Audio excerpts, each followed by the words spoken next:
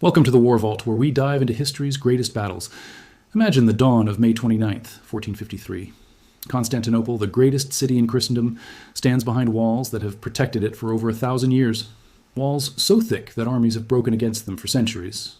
Walls that have turned back Persians, Arabs, and barbarians. But on this morning, those walls are crumbling. Ottoman cannons, the largest ever built, have been firing for nearly 2 months. The constant bombardment has opened gaping holes in the defenses. Inside the city, 7,000 defenders, exhausted and outnumbered 10 to 1, prepare for a final stand. Outside, over 80,000 Ottoman soldiers, fueled by the promise of 3 days of plunder, ready themselves for the assault that will change history forever. At 1:30 a.m., the attack begins. Wave after wave of Ottoman troops hurl themselves at the breached walls. The defenders fight with desperate courage, knowing that defeat means death or slavery. Emperor Constantine XI, the last Roman emperor, throws off his imperial regalia and fights alongside his men. Somewhere in the chaos, he falls. His body is never found. By midday, it is over. Ottoman Sultan Mehmed II enters the city on horseback, 21 years old and master of an empire that will dominate 3 continents. Constantinople, the city of Constantine, becomes Istanbul. The Byzantine Empire, the last remnant of ancient Rome, ceases to exist after 123 years. This is not just the story of a siege, it is the story of how the medieval world ended and the modern world began. The story of how Rome, in its final form, died. And the story of how a young sultan achieved what countless conquerors before him could not. To understand why the fall of Constantinople mattered so profoundly, we must understand what the city was. Constantinople was not just another medieval capital, it was the bridge between Europe and Asia, the fortress guarding the straits between the Black Sea and the Mediterranean, the wealthiest trading hub in the known world, and the last living connection to the ancient Roman Empire. Founded in 330 AD by Emperor Constantine the Great on the site of the ancient Greek city of Byzantium, Constantinople became the new capital of the Roman Empire. While the western half of the empire collapsed in 476 AD under barbarian invasions, the eastern half, centered on Constantinople, endured. For over 1,000 years, the Byzantine Empire carried the torch of Roman civilization. Its emperors called themselves Basileus ton Romaion, Emperor of the Romans. Its people called themselves Romaioi, Romans. They preserved Greek and Roman learning through the Dark Ages. They maintained Roman law. They defended Christianity against Persians, Zoroastrians, Arab Muslims, and pagan steppe nomads. At its height, under Emperor Justinian in the 6th century, the Byzantine Empire reconquered much of the old Roman Mediterranean, including Italy, North Africa, and southern Spain. Constantinople itself became a city of unparalleled splendor. The Hagia Sophia, built by Justinian, was the largest cathedral in the world, its massive dome seeming to float on light. The Hippodrome hosted chariot races before crowds of 100,000. The imperial palace complex sprawled across acres filled with mosaics, fountains, and treasuries overflowing with gold. Massive defensive walls, built in the 5th century by Emperor Theodosius II, protected the city. The Theodosian walls were a triple-layered system, an outer wall, a middle wall 40 feet high and 15 feet thick, and an inner wall 60 feet high backed by towers. A moat 60 feet wide fronted the entire system. For 1,000 years, no enemy breached them. But by 1453, the Byzantine Empire was a shadow of its former glory. Centuries of decline had reduced it to little more than Constantinople itself and a few scattered territories. The Fourth Crusade of 1204 had been a catastrophe. Western Crusaders, supposed allies, had sacked Constantinople, slaughtering Christians, looting treasures, and installing a Latin emperor. The Byzantines reclaimed their capital in 1261. But the empire never recovered. Territory was lost piece by piece. The rise of the Ottoman Turks in Anatolia created a new existential threat. By the early 15th century, the Ottomans surrounded Constantinople on all sides. Sultan Bayezid II had laid siege to the city in 1394 to 1402, but his defeat by Timur the Lame in Central Asia saved Byzantium temporarily. For the next 50 years, Constantinople survived through diplomacy, playing off Ottoman civil wars, and buying time with tribute. But the Byzantines knew the end was approaching. The population of Constantinople had shrunk from perhaps 500,000 at its height to barely 50,000 by 1453. Entire districts lay abandoned. The empire could field only a few thousand soldiers. The treasury was empty. Appeals to the West for help went largely unanswered. The Catholic West and Orthodox East had split in the Great Schism of 1054.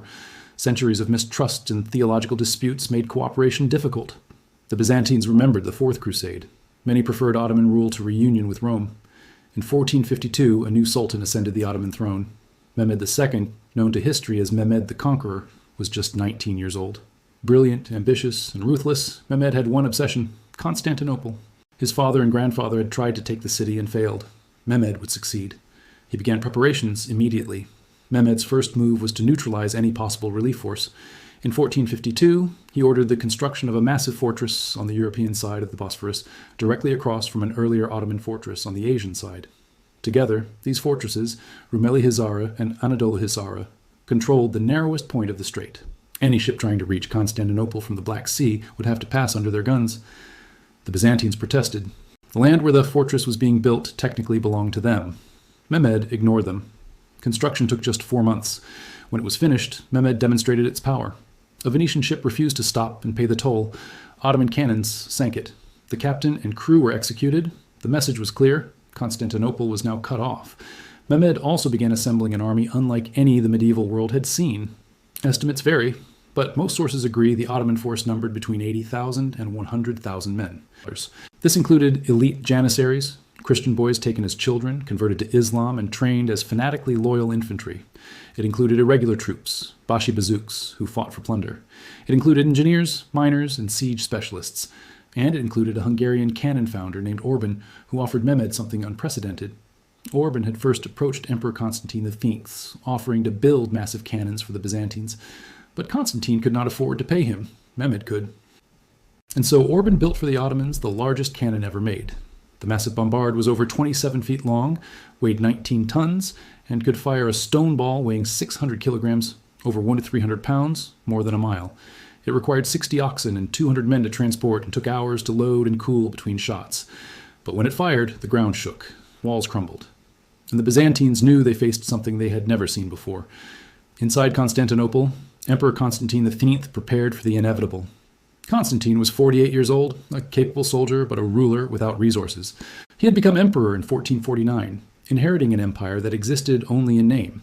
He knew the odds. His appeals to the West had brought limited help. Pope Nicholas V promised aid in exchange for religious union between the Catholic and Orthodox churches. The union of the churches was proclaimed in December 1452 in a ceremony at the Hagia Sophia. But it was deeply unpopular. Many Byzantines refused to accept it. The Grand Admiral Lucas Notaras reportedly said, "Better the Sultan's turban than the cardinal's hat." Still, some help did come. The most significant was a Genoese condottiero, a mercenary captain named Giovanni Giustiniani Longo. Giustiniani arrived in January 1453 with 700 well-armed professional soldiers. He was given command of the defense of the land walls. His expertise and leadership would prove crucial. A few hundred more volunteers trickled in from Venice, Genoa, and other Italian city-states. In total, Constantine commanded about 7,000 defenders, perhaps 2,000 professional soldiers, and 5,000 armed citizens. Against 80,000 attackers, it was hopeless, but the walls had held before. In early April 1453, Mehmed's army arrived. The Sultan himself took up position opposite the weakest section of the walls, the Lycus Valley, where a small river passed under the fortifications. His massive cannons were positioned here. The siege of Constantinople had begun. The first major bombardment started on April 12, 1453. Orban's great cannon roared to life, joined by dozens of smaller guns. The noise was deafening. The ground trembled. Stone balls weighing hundreds of pounds smashed into the Theodosian walls. Sections crumbled. Dust and debris filled the air. But the defenders adapted. Each night they repaired the breaches, filling gaps with earth, timber, and rubble. The walls, though battered, held. The Byzantines also employed Greek fire, the legendary incendiary weapon whose exact formula has been lost to history. Sprayed from siphons, it burned on water and could not be extinguished easily. Greek fire terrified attackers. Meanwhile, Mehmed's fleet attempted to break through the chain that blocked the entrance to the Golden Horn, Constantinople's harbor. A massive chain, supported by floating logs, stretched from the city walls to the Genoese colony of Galata across the water. The Byzantines and their Genoese allies had a small fleet inside the harbor, protected by the chain. On April 20th, a small relief fleet of 3 Genoese ships and 1 Byzantine ship, loaded with grain and supplies, attempted to reach the city. Mehmed's fleet, vastly superior in numbers, moved to intercept. The battle that followed was watched by thousands on both sides. The Ottoman ships swarmed the Christian vessels, but the larger, taller Christian ships fought them off. Using Greek fire and superior seamanship, they broke through and reached the harbor. The Byzantines cheered. Mehmed, watching from the shore, was so furious he rode his horse into the water, screaming at his admiral. The victory was symbolic. It showed that Constantinople could still be relieved by sea, but Mehmed was not deterred. If he could not break the chain, he would bypass it. In one of the most audacious maneuvers of the siege, Mehmed ordered his fleet to be dragged overland. Under cover of night, Ottoman engineers built a greased wooden road from the Bosphorus, over the hills behind Galata, and down into the Golden Horn. On the morning of April 22nd, the Byzantines awoke to find 70 Ottoman ships inside the harbor. They had been hauled overland on rollers, sails raised as if sailing on land. It was an engineering feat that stunned everyone. The Byzantines no longer controlled their own harbor. Now they had to defend the sea walls of the Golden Horn as well as the land walls. Their already thin forces were stretched even further. The Byzantines attempted a desperate counterstrike. They planned a night raid to burn the Ottoman fleet in the harbor. But the plan was betrayed, likely by Genoese double-dealers in Galata, who wanted to stay in Mehmed's good graces. The Ottomans were ready. The raid failed. Many Byzantines were captured. Mehmed had them impaled in sight of the walls. The psychological war was as brutal as the physical one. As April turned to May, the bombardment intensified. The great cannon fired daily, each shot opening new breaches. Ottoman miners dug tunnels under the walls, trying to collapse them from below. Byzantine counterminers, many of them experienced sappers from the Genoese and Venetian communities, dug their own tunnels to intercept the attackers. Underground, brutal hand-to-hand combat took place in darkness. Miners fought with picks, knives, and bare hands. The Byzantines flooded some tunnels, collapsed others, and managed to stop most of the mining efforts. But each success cost men the defenders could not afford to lose. By mid-May, the situation inside Constantinople was desperate. Food was running low. The constant bombardment had exhausted the defenders. Morale was crumbling. Some began to see omens of doom. A lunar eclipse on May 22nd was interpreted as a sign that the empire's end was near. Byzantine prophecy held that Constantinople would fall during a waning moon under an emperor named Constantine, just as it had been founded by a Constantine. The prophecy seemed to be fulfilling itself. On May 25th, Mehmed sent a final offer to Constantine. Surrender the city, and the people would be spared. Constantine could leave with his family and possessions, or pay an impossible tribute and become a vassal. Constantine refused. He could not surrender the city his namesake had built. He could not betray his people or his god. The city would stand or fall, but it would not be given away. Mehmed accepted the answer. He ordered a final all-out assault for the early hours of May 29th. The night before the attack, Mehmed gave a speech to his army. He promised them 3 days of plunder if they succeeded. Everything in the city, gold, treasures, slaves, would be theirs. Islamic law permitted this as reward for jihad. The soldiers roared their approval. Inside the city, Constantine addressed his own men. He reminded them of their heritage, of Rome, of their duty to defend their faith and their families. He asked forgiveness from anyone he had wronged. He prepared to die as an emperor should, fighting for his city. The Byzantines spent the final night in prayer. The Hagia Sophia, nearly empty for months due to the schism over church union, filled with people. Orthodox and Catholic, clergy and lay people prayed together. They knew the end was near. At 1:30 a.m. on May 29, 1453, the final assault began. Mehmed launched his attack in waves designed to exhaust the defenders. First came the Bashi bazouks, irregular troops, poorly armed but numerous. They charged the walls, screaming, carrying ladders and grappling hooks. The defenders met them with arrows, stones, boiling oil, and Greek fire. Hundreds of irregulars died. But their purpose was not to break through. It was to tire the defenders and fill the moat with their bodies, creating a ramp of corpses. After 2 hours, the irregulars were pulled back. The second wave began. The Anatolian Turks, better armed and more disciplined, attacked. Again, the defenders held. Giustiniani commanded the defense brilliantly, moving his men to wherever the pressure was greatest. He fought in the front lines, his armor stained with blood. The Byzantines began to believe they might survive another day. Then came the third wave, the Janissaries. These were Mehmed's elite troops, fanatically loyal, superbly trained, and equipped with the best weapons. They marched in perfect formation toward the walls, drums beating, horns blowing. The sound was terrifying. The Janissaries hit the weakest point, the Lycus Valley, where the walls had been battered for weeks. A gap had been opened, partially filled with rubble and timber. The defenders concentrated here. It became a killing ground. Men fought hand-to-hand on piles of rubble. The wounded were dragged back. The dead were left where they fell. For hours, the outcome hung in the balance. Then, disaster struck the defenders. Giustiniani, fighting at the front, was struck by a bullet or arrow. Accounts differ. The wound was not immediately fatal, but it was serious. Bleeding heavily, Giustiniani asked to be taken from the walls to seek medical help. Constantine begged him to stay. His presence inspired the men. But Giustiniani, in pain and perhaps fearing death, insisted. He was carried to a ship in the harbor. When the soldiers saw their commander leaving, panic spread. If Giustiniani was fleeing, what hope was there? At almost the same moment, a small group of Janissaries found an undefended postern gate, a small door called the Kirkeporte that had been left unlocked. Accounts suggest it had been opened earlier to allow a sortie and not properly secured. About 50 janissaries slipped through and climbed to the top of the inner wall. They raised the Ottoman flag. The Byzantines, seeing enemy banners flying from their own walls, believed the city had been breached. Morale collapsed. Constantine, seeing the situation unraveling, made his final choice. He discarded his imperial regalia so he would not be recognized and ransomed. He drew his sword and plunged into the fighting at the walls. Several sources report his last words, "The city has fallen and I am still alive." He was never seen again. His body was never definitively identified, though some accounts say a body in purple boots, the mark of an emperor, was found among the dead. By mid-morning, the Ottomans controlled the walls. Soldiers poured into the city. What followed was horror. Mehmed had promised his troops 3 days of plunder. They took it. Soldiers ransacked homes, churches, and monasteries. Anything of value was seized. Men were killed. Women and children were taken as slaves. The elderly and sick were often murdered on the spot, as they had no value. The Hagia Sophia became a scene of desperation. Thousands of civilians had taken refuge inside, believing the church's sanctity would protect them. The doors were barred. When the Ottomans broke through, they found a mass of humanity. Priests were still conducting services. The Ottomans killed some, enslaved others, and seized the church's treasures. Icons were smashed. Mosaics were defaced. The altar was desecrated. By late afternoon, Mehmed entered the city. He rode to the Hagia Sophia. Seeing a soldier trying to pry up marble floor tiles, Mehmed struck him, reportedly saying, "You were promised plunder, not the buildings. The buildings are mine." He ordered the looting stopped. Officially, the 3-day plunder period was reduced. In practice, much of the damage was already done. Mehmed then ordered the Hagia Sophia converted into a mosque.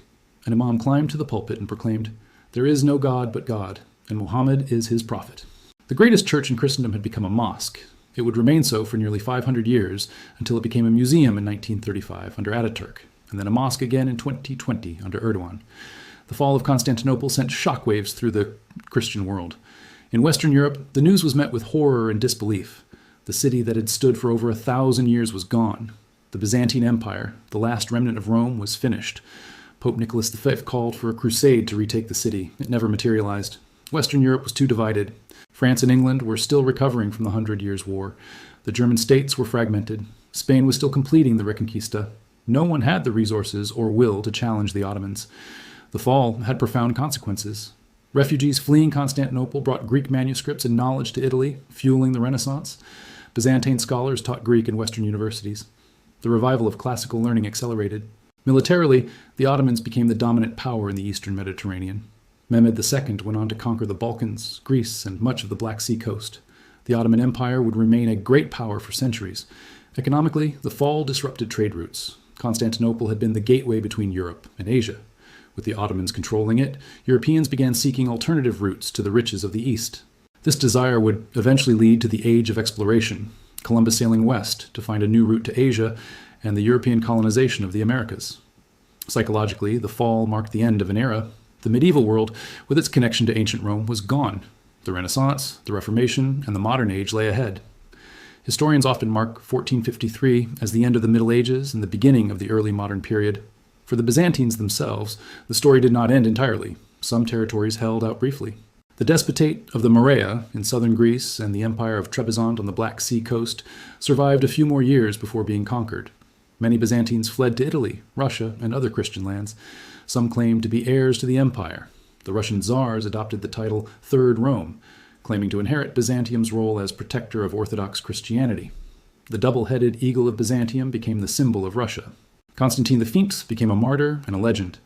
Stories spread that he had not died but had been turned to marble by an angel and hidden beneath the Golden Gate. One day, it was said, he would return to reclaim the city. The legend persists in Greek folklore to this day. Mehmed II ruled for another 28 years, conquering vast territories and transforming the Ottoman Empire into a superpower. He rebuilt Constantinople, repopulating it with Muslims, Christians, and Jews from across his empire. He restored its role as a great city, now called Istanbul. He commissioned buildings, aqueducts, and mosques, including the Fatih Mosque, built on the site of the Church of the Holy Apostles, where Byzantine emperors had been buried. He saw himself as the heir to Rome, just as the Byzantines had.